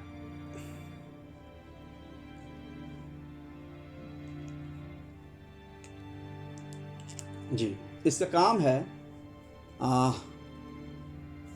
और इसके काम का जब जो सबसे बड़ा जो एक मुदाखलत थी वो ये थी कि ये खुदा के अदन की निगरानी के लिए दिखाया गया था।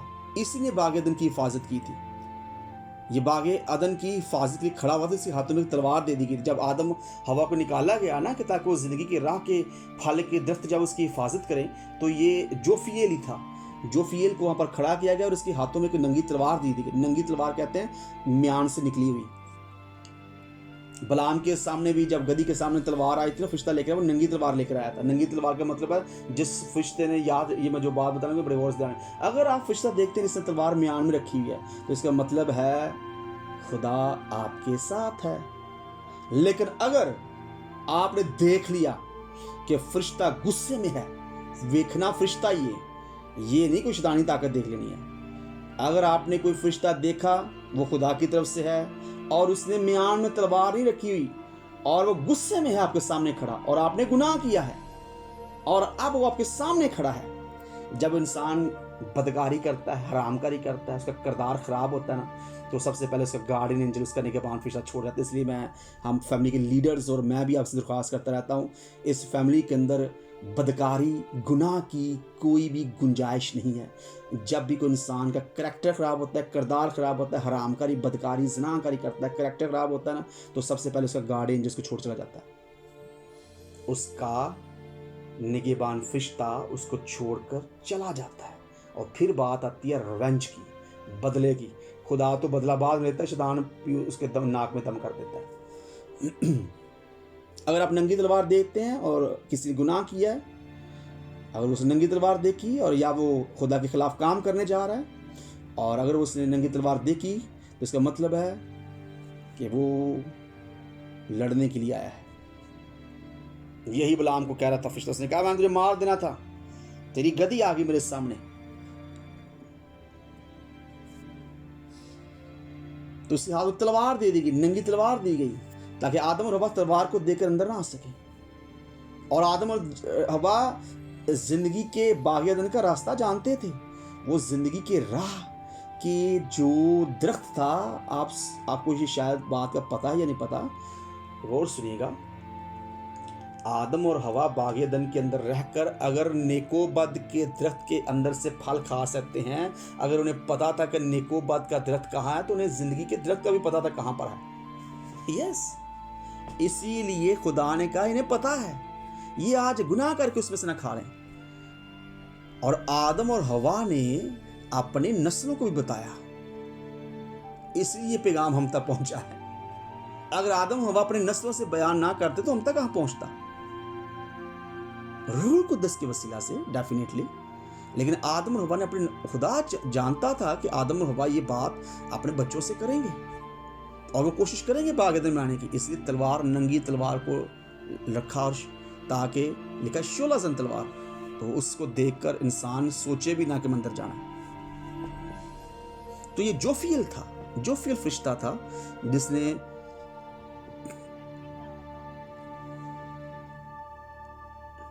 भाई बेटा जी कलाम सुनो, साथ साथ आप क्या क्या चीजें सीख रहे हो। जेनिफर, बेटे क्रिस्टोफर की बहन, अपना माइक बंद करें और साथ कलाम सुने। आप साथ साथ और भी काम लगे हुए हैं, शाबाश भाई शाबाश। इतना अहम कलाम आपके साथ जब वो बयान किया जा रहा है, शाबाश शाबाश, गॉड ब्लेस यू बेटे, शाबाश, गॉड ब्लेस यू। माइक अपना म्यूट करो, शाबाश।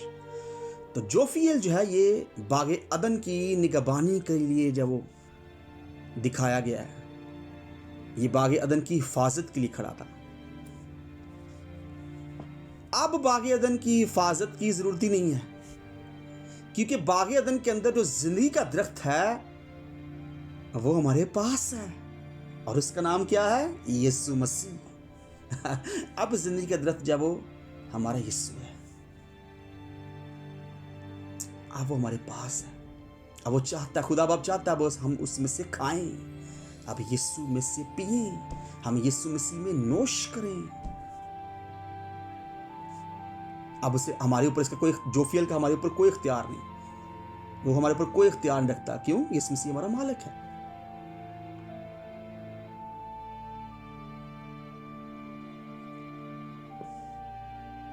क्यों? क्योंकि इब्रानियों के नाम पौलुस रसूल फरमाते हैं, जब पलोठे को खुदा दुनिया में लाता है तो खुदा के सब फरिश्ते उसे सिजदा करें, पलोठे को सिजदा करें।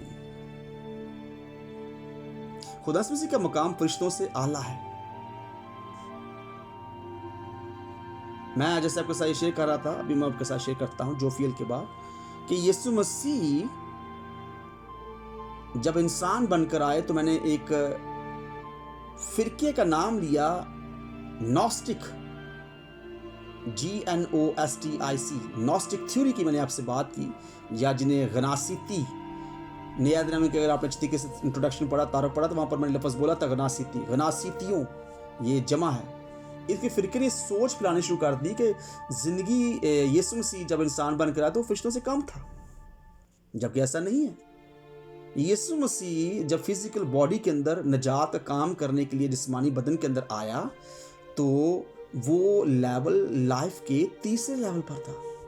वो इंसान था, इसलिए उसे मदद की जरूरत पड़ी ताकि खुदा का काम कर सके। और मैंने पहले आपके साथ शेयर किया फरिश्ते क्या करते हैं? फरिश्ते खुदा के प्लान्स को पूरा करने के लिए इंसान का साथ देते हैं। अगर आप खुदा का प्लान पूरा करने जा रहे हैं, आपकी ज़िंदगी के अंदर खुदा का प्लान है, या आपने खुदा के लिए काम करने के लिए ठान ली है, आपकी ज़िंदगी के अंदर खुदा के मंसूबे हैं, आइडियाज़ हैं, आप खुदा का काम करने के लिए जा रहे हैं, तो तूफान, बादल, शैतान, कोई भी इंसान चाहे वो कितना भी जोरावर हो, आपके सामने खड़ा नहीं हो सकता, क्योंकि आपके पास प्लान है। इसलिए दानियल के सामने खड़ा रह सका फारस का मोक्कल, क्योंकि उसके पास कौमों के लिए पैगाम था। जब आपके पास मैसेज हो, जब आपके पास खुदा का अहम काम हो, तो आपको कोई नहीं रोक सकता। और यीशु मसीह के पास क्या था? नजात का पैगाम था। नजात के मंसूबे को उसने पूरा करना था, इसलिए कोई माइका लाल उसे रोक नहीं पाया। इसलिए उसे यीशु मसीह जब वो जिंदगी के तीसरे लेवल में आए, क्वालिटी के अंदर आए, और फरिश्तों ने उसकी मदद की।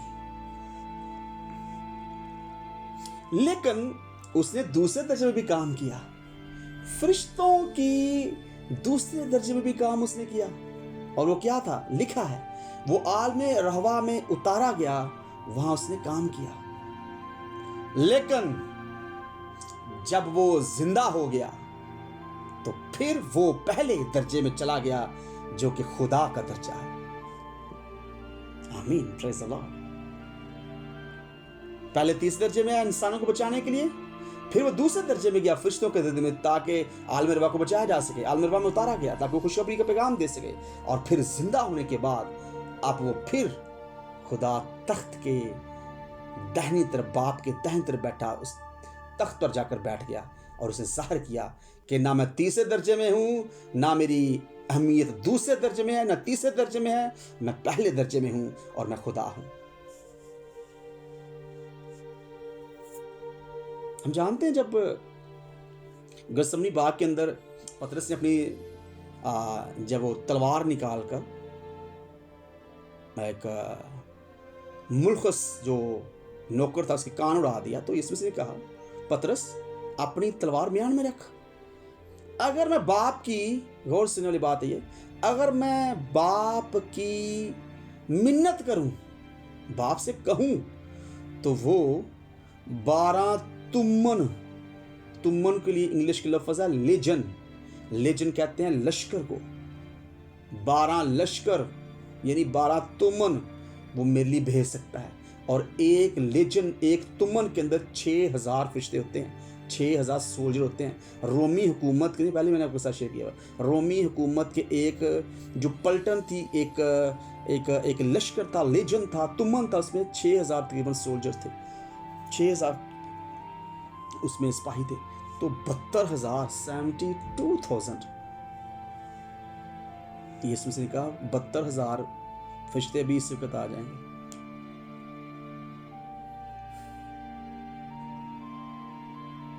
इसलिए यीशु मसीह दूसरे तीसरे दर्जे का नहीं बल्कि पहले दर्जे पर है। उसने दूसरा तीसरा दर्जा इसलिए लिया ताकि वो अपनी मखलूक को संभाल सके। तो ये फरिश्तों की स्टडी के तलक से हम सीख रहे हैं, लेकिन इसमें जो अहम बातें हैं, क्योंकि खुदावंद यीशु मसीह आसमान और ज़मीन का मरकज़ है। खुदावंद यीशु मसीह ने कायनात बनाई है, यीशु मसीह कायनात का मरकज़ है। और मैंने ये पहले आपके साथ शेयर किया था, जब आप ज़मीन पर काम करते हैं, आपकी ज़िंदगी के अंदर के दिल के अंदर, धड़कने वाले दिल के अंदर यीशु है। जब आप आसमान पर जाएंगे, सबसे पहले आपको खुदा का तख्त नजर आएगा, क्योंकि खुदा नहीं चाहता कि जब उसकी मखलूक उसके पास आए तो किसी और को देखे। वो चाहता है कि सिर्फ और सिर्फ उसका, वो खुदा को देखे, उसको देखे। जब हम फरिश्तेगान की फितरत की बात करते हैं, what is the nature of angels, फरिश्तों की नेचर क्या है, फितरत क्या है, तो बड़े अहम बात मैं आपके साथ शेयर करने जा रहा हूं। बड़े गौर सुनिएगा, 11:30 हो चुके हैं, सुनिएगा गौर से, ये चीज़ें बहुत अहम है, ये आपके काम आएंगी। मैंने कल भी आपके साथ शेयर किया था कि अगर आपको सही तालीम आपके पास नहीं तो आप सच्चाई पर नहीं होंगे, और जब आप सच्चाई पर नहीं होंगे तो तरीकी का साथ देंगे, और जब कोई तरीकी का साथ देगा वो तरीकी के साथ रहेगा, यानी वो दोज़ख में चला जाएगा। इसलिए सीखना बहुत ज़रूरी है और सच्चाई की तालीम को लेना बहुत ज़रूरी है, क्योंकि इसमें कहा तुम सच्चाई से वाकिफ़ होगे और तुम सच्चाई से वाकिफ़ होगे, सच्चाई तुम्हें आज़ाद करेगी। ये सच्चाई जो है हकीकत में सच्चाई का कलाम यानी नॉलेज ऑफ ट्रुथ, सही इल्म लेना, सही नॉलेज। शैतान को कोई फ़र्क नहीं पड़ता कि आप सीख रहे हैं, किसी को, मैं सबकी बात कर रहा हूँ, कोई फ़र्क नहीं पड़ता कि सीखो सीखो सीखो, लेकिन वो चाहता है गलत सीखो।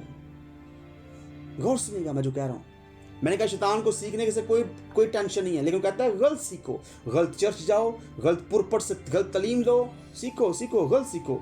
बट जब भी कोई इंसान सही सीखने के लिए सही चर्च का इंतखाब, सही लीडर्स का इंतखाब, सही प्लेटफॉर्म का इंतखाब, सही सेमिनरी का इंतखाब, सही कॉलेज का इंतखाब करता है, तब उसे तकलीफ होती है, क्योंकि उसे पता है कि जब किसी इंसान को सच पता चल जाएगा तो वो सच्चाई का फर्जंद बन जाएगा और वो तारीकी की हालत से निकलकर नूर का फरजान बन जाएगा। इसलिए बड़ा जरूरी है सीखना, ये सीखना बहुत जरूरी है भाई। फरिश्तेगान की फितरत के तलक से अगर हम बात करें तो पहली बात, जो फरिश्ते हैं वो मैंने कहा मखलूक हैं, वो खालिक नहीं हैं। अय्यूब की किताब के मुताबिक फरिश्ते कायनात की तख्लीक से पहले तख्लीक किए गए हैं। ये बात जानने वाली है और ये जानना बड़ी ज़रूरी है, ये जानना बड़ी ज़रूरी है।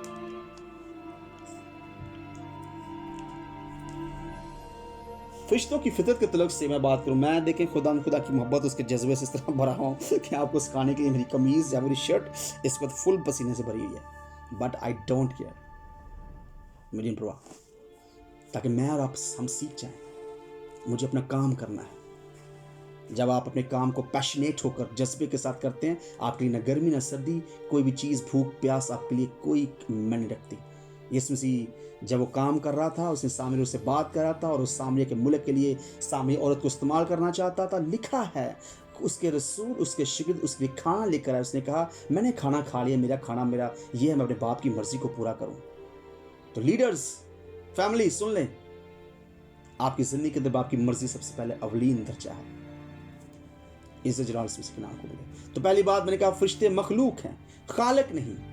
अय्यूब की किताब के मुताबिक फरिश्ते कायनात की तख्लीक से पहले तख्लीक किए गए हैं। ये अय्यूब की किताब के मुताबिक है। ये बतौर एजेंट काम करते हैं। खुदा की मर्जी को पूरा करना फरिश्तों का काम है। फरिश्तेगान जिस्म नहीं रखते बल्कि रूहानी मखलूक हैं। फरिश्तेगान मुक़द्दसीन भी हैं, हाँ, और बरगज़ीदा भी। ये याद रखें, बड़ी अहम बात है। मैंने कहा फरिश्तेगान मुक़द्दसीन भी हैं और बरगज़ीदा भी हैं। ये खालिक नहीं, इसलिए इनकी वर्शिप करना जायज़ नहीं। इनके काम करने की सहलियत खुदा की तरफ से दिया गया नॉलेज और एक्टिविटी है। याद रखना आपको। आगे जब हम बात करते हैं इंसानों और फरिश्तों के कंपैरिजन को, इंसानों और फरिश्तों के मुआवजे की बात करते हैं, तो फरिश्ते और इंसानों में कौन सी चीज़ें एक जैसी हैं, हम इन पर नज़र दोहराते हैं। पहले नंबर, दोनों का खालिक एक ही है। दोनों को एक ही ने तख्लीक किया। दोनों ही खुदा की फर्माबरदारी ताबेदारी के लिए बनाए गए हैं। और दोनों की, इंसानों और फरिश्तों की बात कर रहा हूं, इंसानों और दोनों की जिम्मेदारी है कि वो खुदा के पैगामात को दुनिया तक पहुंचाएं। इसका मतलब ये नहीं कि हम गैर कौमों में अपने पैगाम पहुंचाने की कोशिश करें। ना ना ना ना, जिसका काम है उसी करने दें। अगर मेरा काम नहीं है कि मैं गैर कौमों तक पहुंचाऊं, तो मुझे गैर कौमों तक तलीम को लेकर नहीं जाना। हाँ, अगर खुदा मुझे कहता है अब वक्त आ गया, मैंने तुझे तैयार कर लिया, अब जा, तो तब मैं कहूंगा आमीन। लेकिन अभी ना मेरी बुलाहट है, ना इस फैमिली के अंदर किसी बच्चे की बुलाहट है। मैं बता रहा हूँ, हो सकता है आने वाले दिनों में, कुछ सालों में फैमिली के अंदर कोई ऐसा खादम लीडर आ जाए जिसकी बुलाहट हो। अभी तक किसी की बुलाहट नहीं है। अगर किसी की बुलाहट हो तो जरूर मुझे पर्सनल व्हाट्सएप पे मैसेज कर दीजिएगा, पापा जी मेरी बुलाहट है आज गैर कौमों के अंदर जाने की। क्योंकि आपको खुदा अधूरे काम नहीं काम करता, वो अधूरे काम नहीं करता। अगर वो किसी को भेजेगा तो उसके लिए स्टडी जरूरी है, इंस्ट्रूमेंट्स उसके पास, हथियार होना जरूरी है, सारे इंस्ट्रूमेंट उसके पास हो। चौथा जो अहम पॉइंट है वो है फरिश्ते इंसान का रूप ले सकते हैं। सदूम और अमूरा में हम देखते हैं जब फरिश्ते उसको लूत और उसके घराने को बचाने के लिए उतरे। अच्छा, अब वो बातें मैं आपके साथ शेयर करने जा रहा हूं जो कि फरिश्तों और इंसानों, इन दोनों के दरमियान मुताबिकत नहीं रखती। और पहला नंबर वो है कि ये इंसान से ज़्यादा सुपीरियर हैं। सुपीरियर का मतलब है ज़्यादा ताकतवर हैं, ज़्यादा ज़हीन हैं, ज़्यादा ताकतवर हैं, ये आला दर्जे पर हैं, ये रूहानी तौर पर ज़्यादा ताकतवर हैं। और दूसरी जो बात है वो है फरिश्तों में मेल और फीमेल नहीं हैं, जेंडरलेस हैं ये बात अपनी याद रखनी है। फरिश्ते जेंडरलेस हैं। जेंडरलेस का मतलब है ना बंदे ने ना औरत ने, ठीक है, ये अपनी याद रखना है। अब आप कहेंगे पापा जी क्या कह रहे हो, हमें तो मर्दों की सूरतें मिलते हैं फरिश्ते, हमें तो जब वो जब वो इस तरीके से एक मर्द होता है वो नजर आता है। खुदा के काम करने का तरीकाकार है। अब मैं जो बात आपको बताना चाहूँ शायद ये आपको हजम ही ना हो, इसलिए मैं वहां पर जा नहीं रहा, लेकिन मैं एक छोटी सी बात आपको कर देता हूँ।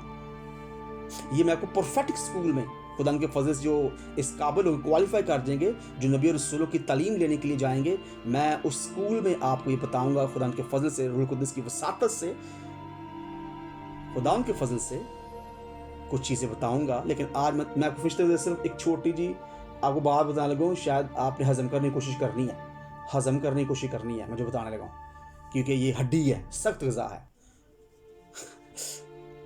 और बहुत से फैमिली के अंदर बहुत से लीडर्स को पता है, फरिश्तों की कोई शक्ल नहीं होती। अब आप कहेंगे पापा जी हमें तो फरिश्ता जब वो उसके बाल थे, उसका जो इंसान जैसा शक्ल थी, और फिर जब वो दानियल को भी तो मिला आदमी जैसा फरिश्ता। खुदा हमारे लिए वो रास्ता इंतखाब करता है। मैं इसको क्लोज करूँ यहाँ पर क्या कर, इसकी हम आगे जाकर डीपली स्टडी करेंगे। खुदा हमारे लिए वो रास्ता इंतखाब करता है जिससे हमें आसानी से समझ आ सके। अब बहुत से लोग फरिश्तों को ये भी समझते हैं कि फीमेल फरिश्ते भी हैं, फरिश्तियां भी हैं, जबकि ऐसा नहीं है। और वो कहां से लेते हैं? वो उसका तल्लक लेते हैं ज़िक्रिया से।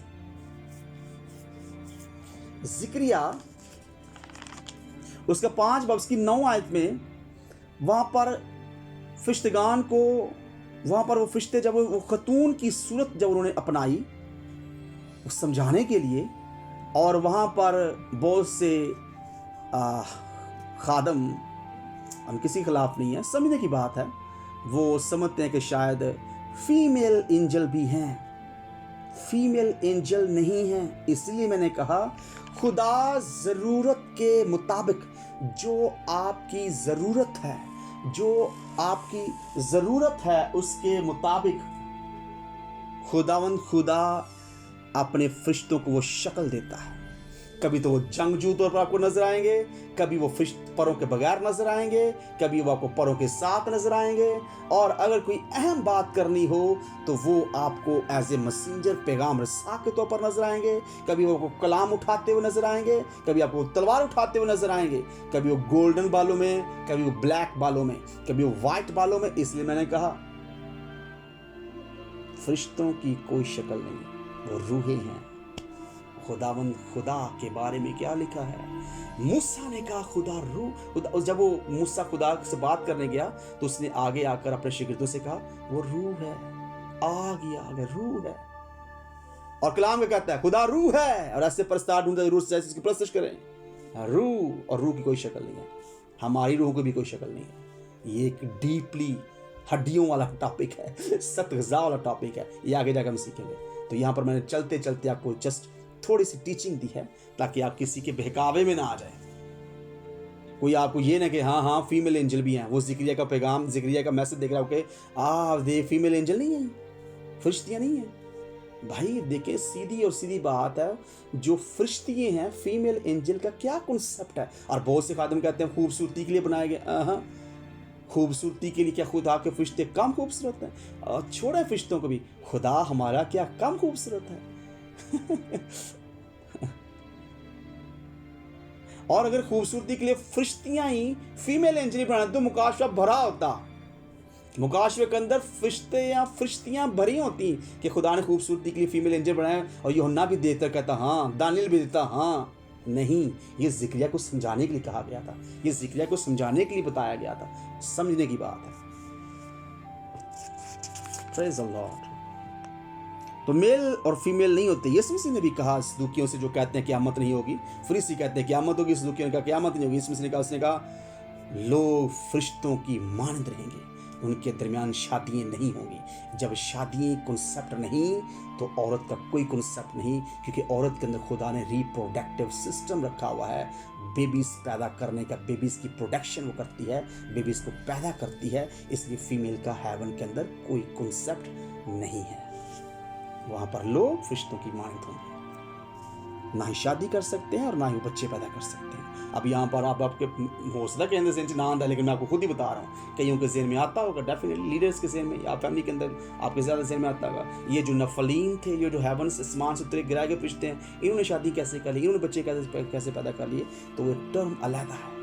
वो सीखने के तरीके से आपको नेक्स्ट जब वो खुदा के फजल जब आप इस लेवल पर पहुंच जाएंगे, तब आपको सख्त हड्डी दी जाएगी, सख्त गज़ा दी जाएगी। अभी सिर्फ यही सीखें कि फरिश्ते बच्चे पैदा नहीं कर सकते, वो रूहानी मखलूक है और खुदा की मिरास के हकदार नहीं है। ये बहुत ज़बरदस्त बात है। वो खुदा की मिरास के हकदार नहीं है, बेटा है जो मिरास का हकदार है। यीशु मसीह के वसीला से हम हकदार हैं। ये शर्फ इंसानों को दिया गया है, यीशु मसीह को कबूल करने के लिए सब मिरास के हकदार है। अगर हम बात करें मिनिस्ट्री ऑफ फरिश्तगान की मिनिस्ट्री की, उनके कामों की, तो ईसाया 3:6 और मुकाशवा 4:8 के मुताबिक वो खुदा की इबादत करते हैं। पहला हिस्सा खुदा की इबादत करना, खुदा की वर्शिप करना। ज़मीनी टाइम के मुताबिक तकरीबन, अब ये बात आप दूसरों के मत शेयर कर दीजिएगा, उनसे शेयर कीजिए जिन्हें पता है। आसमान पर ज़मीनी टाइम के मुताबिक आसमान ज़मीन के टाइम का मोहताज नहीं, लेकिन ज़मीनी एक टाइम है, यानी 3 बजे ज़मीन, चाहे अमेरिका, इंग्लैंड, इटली, जर्मनी, पूरी दुनिया का टाइम चेंज होता है, पूरे मुल्कों का टाइम चेंज होता है, लेकिन आसमान पर कोई टाइम नहीं। लेकिन ज़मीन के तकरीबन 3 बजे, सुबह के 3 बजे, आसमान तकरीबन 2 बजे तकरीबन तैयारियाँ शुरू हो जाती हैं। ये मैं आपको मुकाशवा दे रहा हूँ, ये थोड़ी सी कॉलेज की तरीन दे रहा हूँ। ये स्कूल वाले बच्चों से मत बात कीजिएगा, वो हिल जाएंगे, हिल कर आपको टकरे मारेंगे, उल्टी कर देंगे। 2 बजे तकरीबन जब वो हेवन पर जब वो शुरू हो जाती है तैयारी, और तैयारी करते करते 3 बजे सारे तख्त के सामने जाते हैं फरिश्ते। इवन दो हमारे गार्डी एंजल, हमारे जो निगहबान फरिश्ते हैं, वो भी इसमें हिस्सा लेते हैं, वो ज़मीन पर आके इसमें हिस्सा ले लेते हैं। तो वो सारे खुदा के तख्त के पास जाकर खुदा की इबादत करते हैं। मैं ये जानकर आपको दिलचस्पी, ये ज़्यादा बातें आपको बता रहा हूँ, इस तरह की दिलचस्प बातें, ताकि आपको अंदर और ज़्यादा सीखने का जज्बा पैदा हो कि वाकई हमारा खुदा कितना खूबसूरत खुदा है, वाकई हमारा खुदा कितना बड़ा खुदा है, कुदरत से बड़ा हुआ खुदा है। तो खुदा की इबादत करना इनका पहला ऐसा। दूसरा काम क्या है? खुदा के पैगामात को, मैं मिनिस्ट्री ऑफ एंजल्स की मिनिस्ट्री के बारे में बात कर रहा हूँ, एंजल्स की काम करने के बारे में बात कर रहा हूँ आपसे। दूसरा है खुदा के पैगामात को पहुंचाना, उसके प्लान्स को लोगों तक पहुंचाना। तीसरा है खुदा के बिहाफ पर वो लड़ाई करते हैं, वो खुदा के लिए खड़े हो जाते हैं, खुदा की गैरत उनके अंदर, खुदा के लिए खड़े हो जाते हैं। और आपको पता है बाइबल के अंदर क्या लिखा है? बुज़दिल खुदा की बादशाही के वारिस नहीं होंगे। बुज़दिल कौन से हैं? ये वही बुज़दिल हैं जो खुदा की गैरत नहीं रखते। ये वो बुज़दिल नहीं है जो अंधेरे में डरते हैं। वो बुज़दिल नहीं है। बहुत सी लीडर्स, बहुत से खादा को पता है ये कहते रहते हैं, ओए तू अंधेरे तो डरना है, तू अंधेरे में जाता, दिखा बुज़दिल खुदा की भाई ये बुज़दिल नहीं है, ये वो बुज़दिल हैं जिनके अंदर खुदा की गैरत नहीं। लिख लें इसको, सन्स एंड डॉटर्स। यस, ये तरीकी वाले अंधेरे वाले बुज़दिल नहीं है कि जिसको किसी को खौफ डर, किसी को बच्चे को किसी को अंधेरे से डर आ रहा हो और लाइट चली अंधेरे से, ओ मामा मैंने नहीं जाना, पापा मैंने नहीं जाना, अंधेरा, ये वो नहीं है। ये वो बुज़दिल है जिनके अंदर खुदा की गैरत नहीं। ये वो बुज़दिलों की बात की जा रही है भाई, ये अंधेरे वाले बुज़दिल नहीं है। ये फरिश्तेगान की मिनिस्ट्री की मैं बात कर रहा हूँ। ये क्या काम करते हैं, क्या खिदमात है इनकी, खुदा के बिहाफ पर लड़ाई करते हैं, खुदा के लिए खड़े हो जाते हैं। खुदा के लोगों के लिए फरिश्तेगान की क्या खिदमत है, खुदा के लोगों की हिफाजत के ये पाबंद हैं। आय हाय, प्रेज़ अल्लाह, दिल खुश हो गया। पाबंद हैं, इनकी जिम्मेदारी है ये खुदा के लोगों की हिफाजत करें। ये इनकी जिम्मेदारी में शामिल है। इनके सॉफ्टवेयर में खुदा ने लिख दिया है कि तुमने अपने फरिश्तों, तुमने मेरे लोगों की हिफाजत करनी है। और आपको पता है, somebody is smiling beside me and he is my guardian angel। मेरे लेफ्ट साइड पर एक एंजल खड़ा है, वो मेरा गार्डियन एंजल है, और निगहबान फरिश्ता स्माइल पास कर खुश हो रहा है। खुदा के लोगों की हिफाजत के पाबंद हैं ये। और उसके बाद जरूरियात पूरी करने के लिए भी ये मसरूफ रहते हैं। प्रोविजंस, जरूरियात पूरी करने के लिए भी मसरूफ है ये खुदा के लोगों की ज़रूरतों को पूरा करने के लिए भी काम करते हैं। और उसके बाद पैगामात, खुशखबरी इंसानों तक ये लेकर जाने के लिए भी ये काम करते हैं। क्या यीशु मसीह जब पैदा हो तो क्या कहा? तुम्हारे लिए एक मुनज्जी पैदा हुआ, यानी मसीह खुदावंद। पैगाम लेकर जाना, खुशखबरी, यानी पहले नंबर पर सिक्योरिटी, हिफाजत करना, और दूसरे नंबर पर प्रोविजन, मुहैया करना। आपकी जरूरतें, अगर आपके अखराजात पूरे नहीं हो रहे तो ये आपकी मदद करेंगे। अगर आपकी सैलरी कम है, आपकी सैलरी बढ़ाने के लिए ये आपके बॉस के या आपके लीड, जो आपकी जिस किताब आप काम कर रहे हैं, उसके दिल के अंदर बात डालेंगे। गुड न्यूज़, खुशखबरी। अच्छा, ये आगे जाकर बड़ी खतरनाक बात है। खुदा के लोगों को सजा भी देते हैं। मुकाशा 12 बाब उसके 7 आयत के मुताबिक ये खुदा के लोगों को सजा भी देते हैं जब वो खुदा से दूर हो जाते हैं। जब वो खुदा से दूर हो जाते हैं तो ये खुदा के लोगों को सजा देते हैं। पौलुस रसूल कहता है अगर हम खुदा के बेटे हैं तो वो हमें कोड़े भी लगाता है। अगर वो हमें कोड़े लगाए तो हम हरामजादे हैं, यानी हमारा तल्लुक नहीं उससे, हम हरामजादे हैं। ये पौलुस रसूल फरमाते हैं। इसलिए खुदा में बेटा जानकर तंबीह करता है तो ये कोड़े भी लगाते हैं, ये सजा भी देते हैं। दूसरा ग्रंथियों 11 बाब उसकी 14-15 आयत में बड़ा क्लियर बताया गया कि गिराए गए हुए गुमराह करने के लिए भी फरिश्ते हैं। वो गुमराह करते हैं, जहान को गुमराह कर रहे हैं। फरिश्तेगान की मिनिस्ट्री खुदा मसीह के साथ और कलीसिया के साथ के तल्लुक से हम बात करें तो खुदा मसीह की पैदाइश में कदम कदम पर रहनुमाई दे रहे थे, क्योंकि ये काम इंसान के बस की बात नहीं थी। यीशु मसीह की मुसीबतों में इसकी मदद कर रहे थे, मसीह के जीवन में इसकी मददगार साबित हो रहे थे। ये पैगाम दे रहे थे वो या नहीं है, वो अपने कहने के मुताबिक जी उठा है। जब यीशु मसीह जिंदा हुआ, वो यीशु मसीह को आसमान पर जाने का पैगाम देता है। गलीलियो आसमान की तरफ क्या देख रहे हो? जिस तरह तुम उसे जाते हुए देखो रहे हो, उस तरह तुम आते भी देखोगे। और फरिश्तेगान दूसरी आमद की खुशखबरी भी दे रहे हैं। पहला तस्सलीके 4 में उसकी 16 आयत में वो जरूर आएगा। जब फरिश्ते इंसान के पास आते हैं तो वो क्या करते हैं, ये बाइबल भी हमें बताती है। ये बात आप सुनने वाले, क्योंकि आप फरिश्ते आपको विजिट करते हैं। आप भी फरिश्तों को विजिट करते हैं। अब ये भी एक नई बात है, वो मैं आगे जाकर बताऊंगा, वो प्रोफेटिक स्कूल में बात होंगी। सम टाइम बाद आप फरिश्तों को विजिट करते हैं और सम टाइम आप फरिश्ते आपको विजिट कर रहे हैं। दो बातें मैंने कही, एक आप फरिश्ते आपको विजिट करते हैं ज़्यादातर, और सम टाइम जब आपका लेवल चेंज होता है आप फरिश्तों को विजिट करते हैं। जबरदस्त सीखने बातें हैं, बड़ा कुछ सीखने के लिए। अभी समंदर,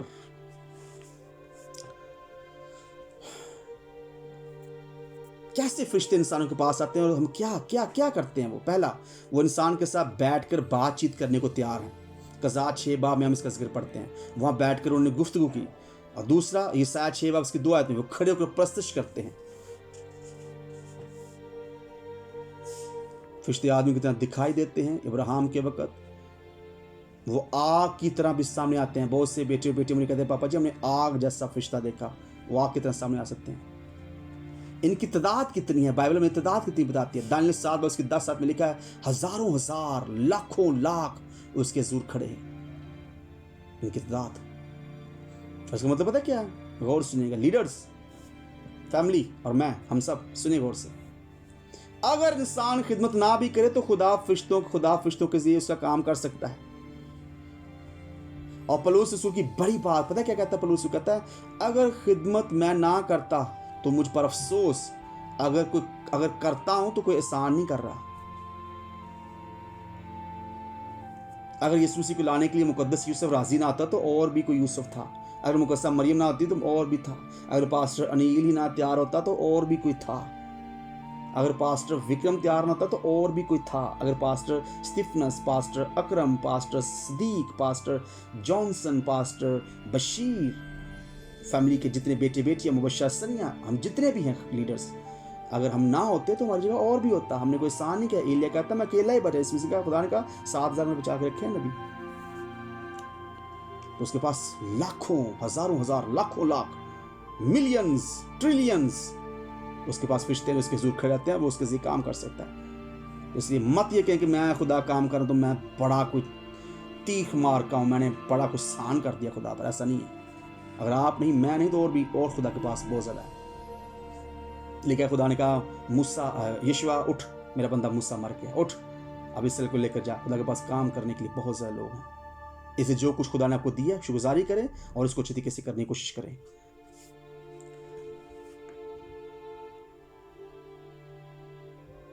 मत्ती 18 बाब की 10 में लिखा है, जमीनी जिंदगी को ये रूहानी जिंदगी बदलने के लिए खुदा हमारे बिहाफ पर खुदा के सामने पेश होते हैं।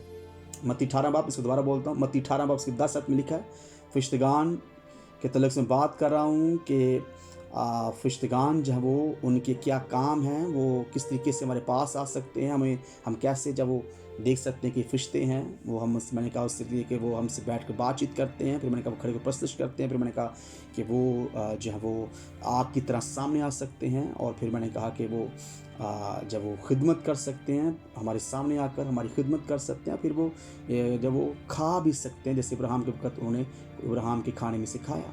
तो ज़मीनी ज़िंदगी को रूहानी ज़िंदगी बदलने के लिए भी हमारे बिहार पर खुदा के सामने वो पेश हो सकते हैं। और ये फरिश्ते गार्डियन एंजल हैं, जहाँ पर लिखा है मत्ती 18 बाब की 10 में कि इन बच्चों के जो एंजल है आसमान पर तुम्हारे मेरे बाप का मुंह तकते हैं, इसमें से ने कहा। तो ये एंजल्स हैं, ये बेसिकली खिदमतगुजार रूहें हैं, ये खिदमतगुजार रूहें हैं, ये आपकी खिदमत के लिए भेजी गई है। मैं आप जल्दी से इसको 2 मिनट में क्लोज करता हूँ। इसका मरकजी ख्याल आपको सिमेट्री, आपको एक खलासा यानी मरकजी ख्याल देने लगा हूँ 2 मिनट में, उसको हम क्लोज कर रहा हूँ। फरिश्ते खिदमतगुजार रूहें हैं जो निजात की मिरास यानी निजात याफ्ता लोगों के लिए भेजे जाते हैं। इनका काम क्या है? ये आकर आपको खुदा के प्लान से वाकिफ कराते हैं और खुदा के प्लान्स को अपनी ज़िंदगी के अंदर पूरा करने के लिए आपका साथ देते हैं। हम फरिश्तों को सजदा नहीं कर सकते, हम सजदा कर सकते हैं खुदा को। अगर कोई फरिश्ता आकर आपको कहे कि मैं मुझे सजदा कर, मेरी ताज़ीम कर, मेरा झुक, तो वो खुदा की तरफ से नहीं, शैतान की तरफ से।